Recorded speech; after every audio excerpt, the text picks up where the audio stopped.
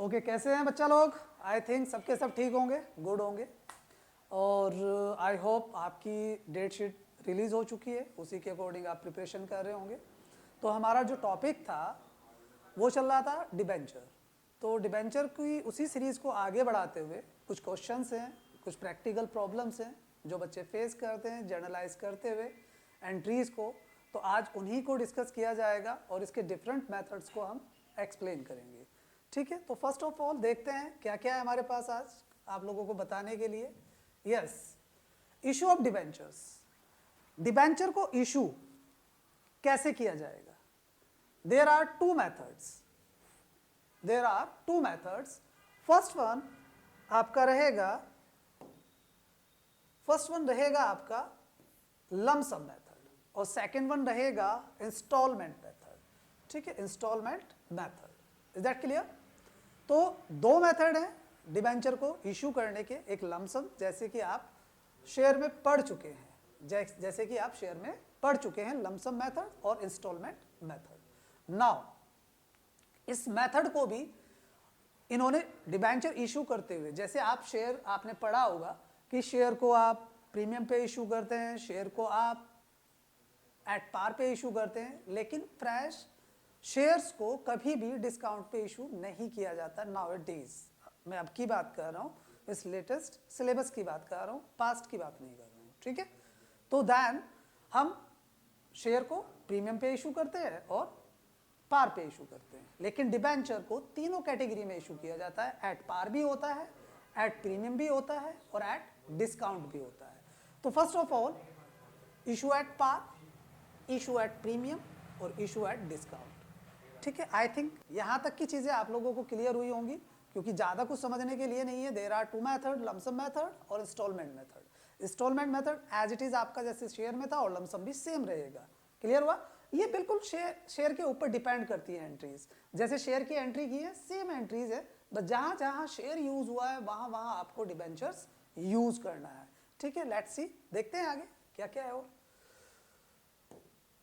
देखिए, जब आप डिबेंचर को लमसम मेथड में इशू करते हैं तो उसको तीनों मेथड के थ्रू इशू किया जा सकता है।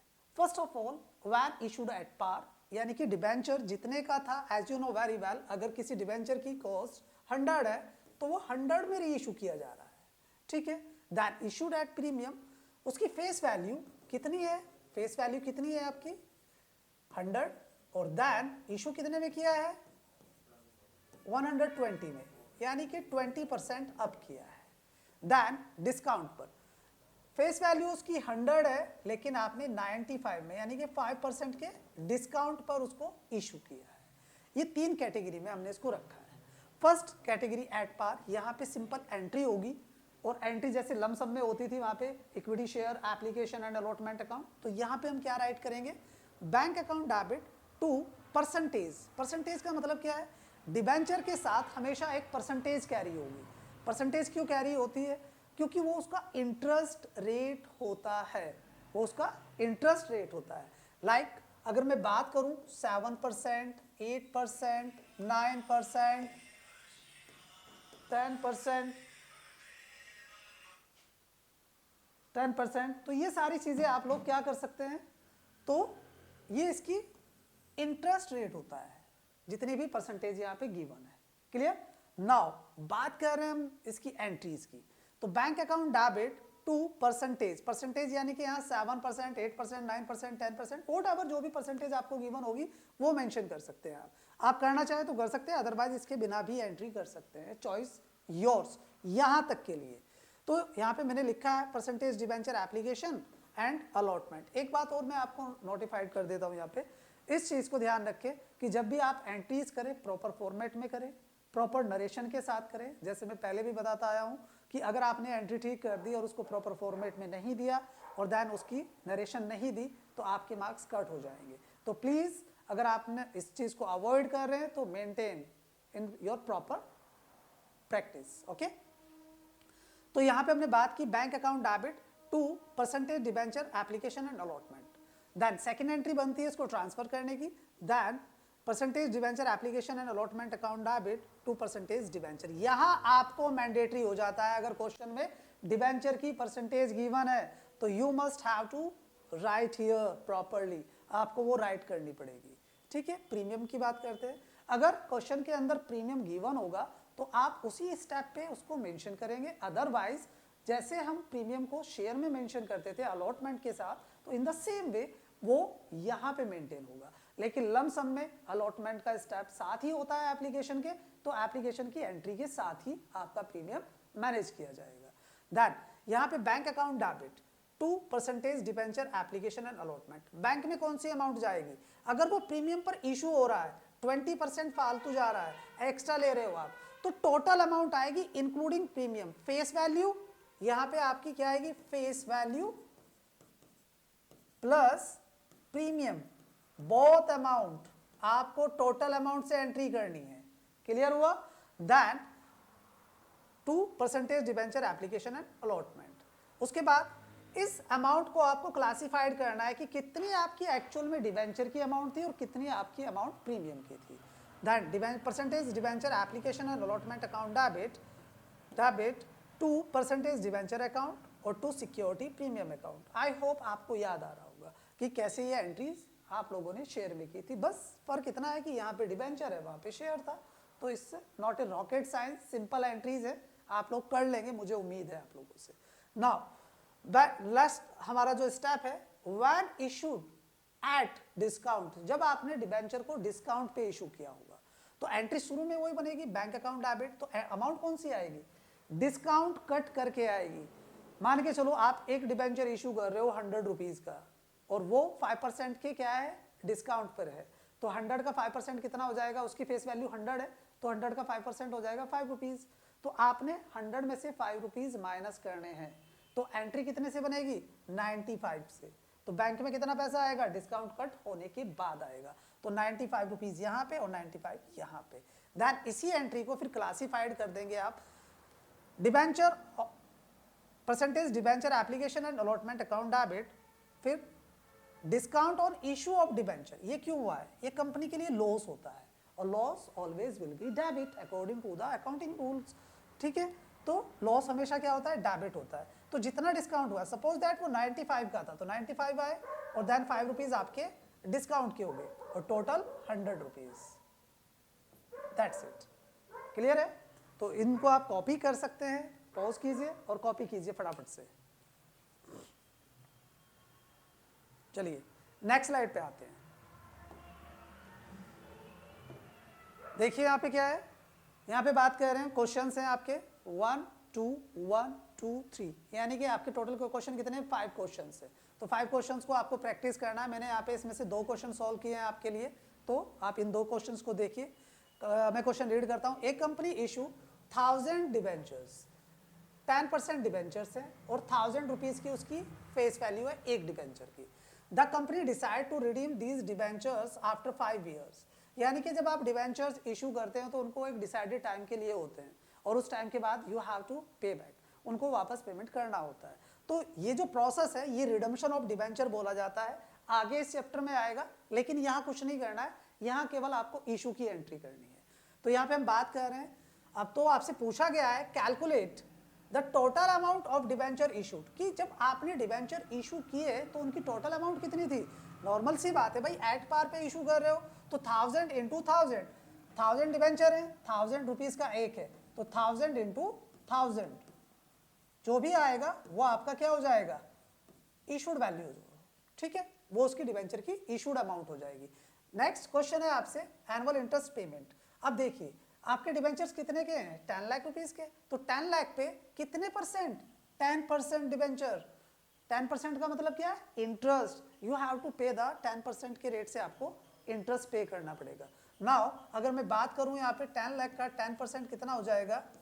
10/100, तो 1 लाख रुपीज।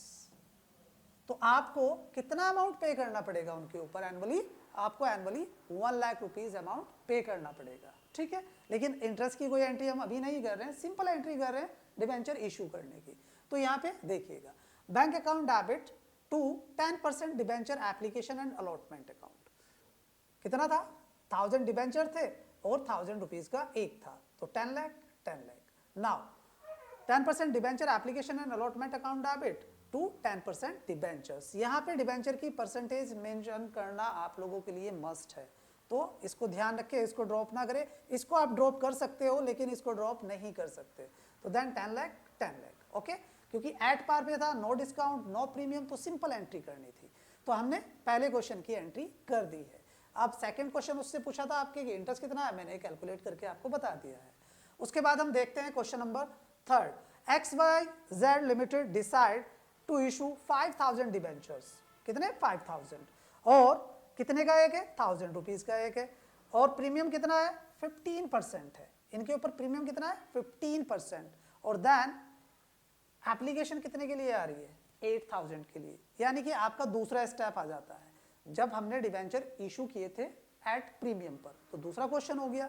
तो हमारे पास एप्लीकेशन कितने डिबेंचर की आई? 8000 की। तो 8000 रुपीज से मल्टीप्लाई करेंगे पहली एंट्री को, क्योंकि पहली एंट्री हमेशा अप्लाइड के साथ होती है।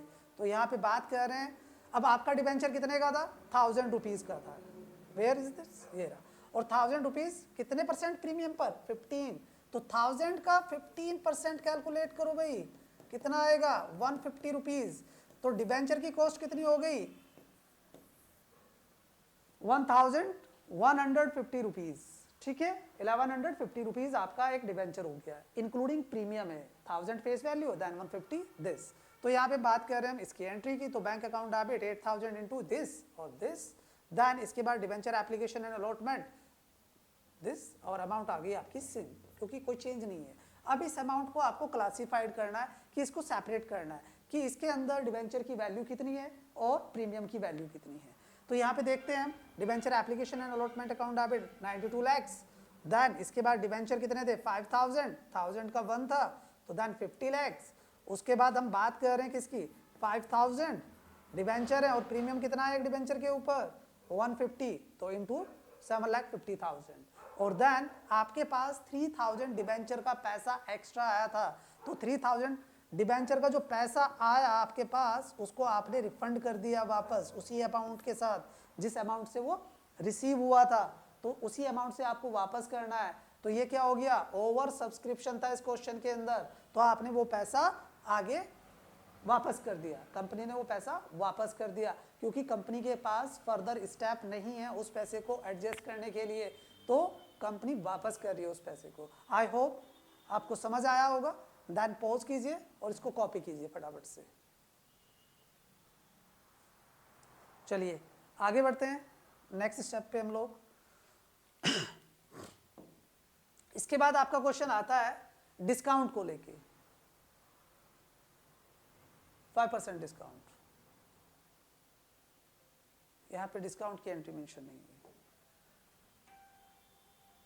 ओके, बात कर रहे हैं हम लोग यहां पे डिस्काउंट की एंट्री को लेके। पहली एंट्री, अब देखिए यहां पे क्या है क्वेश्चन। एबीसी लिमिटेड है डिसाइड टू इशू 1000 डिबेंचर्स। कितने डिबेंचर इशू हुए? 1000 डिबेंचर इशू किए और फेस वैल्यू 1000 रुपीज, और ईच एट 5% डिस्काउंट। यानी कि डिबेंचर के ऊपर कितना दिया गया डिस्काउंट? 5% का। तो 1000 रुपीज का 5% अगर आप निकालते हैं, 5%, 5/100 करके, तो देन 50 रुपीज आएगा। ठीक है, तो डिबेंचर के ऊपर डिस्काउंट कितना है? 50 रुपीज का। तो इशू कितने में हुआ? 950 में भाई, 950 में आपने इशू किया उसको। क्लियर है? तो अब मैंने बोला है कि अप्लाइड की जो जो पहली एंट्री होती है वो हमेशा अप्लाइड के साथ होती है। तो अप्लाइड कितने थे आपके? कितने इशू किए थे? 1000।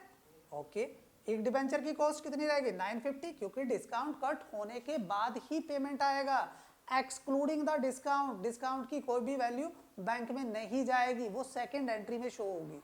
ठीक है, नाउ तो 9,50,000 आपके डिबेंचर्स की अमाउंट आपके बैंक अकाउंट में आई to debentures application and allotment. यहाँ पे डिबेंचर के साथ परसेंटेज कैरी नहीं है, तो हमने यहाँ पे परसेंटेज मेंशन नहीं की है।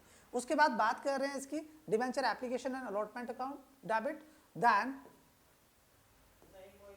Discount on issue of debenture